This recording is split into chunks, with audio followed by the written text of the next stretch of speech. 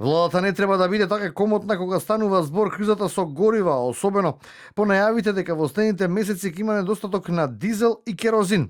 Ова е реакцијата на групата инженери кои редовно ги следат случувањата со енергетиката во земјава. Нивниот став е дека како мала држава која е зависна од увоз на енергенси, а во случајов 100% зависна, мора многу посериозно да постапува. Македонија како целосно зависна земја од нафта и нафтени деривати треба да има во предвид една многу битна работа, дека ние сме мала земја на Балканот која што не е ниту економски моќна држава, ниту пак глобално влијателна држава. Кога ќе настане, доколку настане таква непосакувана нафтена криза, тогаш помоќните земји и по економски посилните земји, а во овој случај и воено моќните земји, целосно ќе гледаат прво сами себе да се обезбедат. На домашно тло, бизнис секторот веќе почна да ги чувствува последиците од нафтената криза.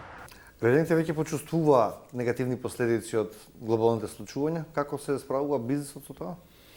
Во однос на нафтата, другите енергенси, природниот газ? Повторно ќе го искористам зборот. Итро, ама неодржливо. Ете, така можам да кажам. Ни се случува да бидеме зависни и тоа мора да ни биде јасно дека ние мораме, ова е порака по не знам кој пат, уште од ковид кризата и уште од големата светска економска криза, дека ние мораме да се подпираме на нашите производи и на нашите услуги, на нашиот потенцијал, на нашите извори и ресурси кои ги поседуваме. Вчера премиерот рече дека нема место за паника и дека државните резерви се полни. Мичковски е на став дека доколку се случи предизвик со нафтата, владата ќе излезе со нова стратегија.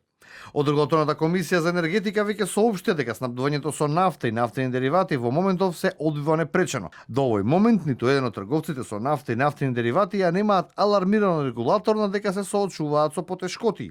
Последно од високо развиените држави, Австрија изрази загриженост од каде напоменија дека во мај е можен недостаток на дизел и керозин во цела Европа. Што се однесува до керозинот, од Меѓународната агенција за енергетика предупредија дека Европа има само околу 6 недели гориво за авиацијата.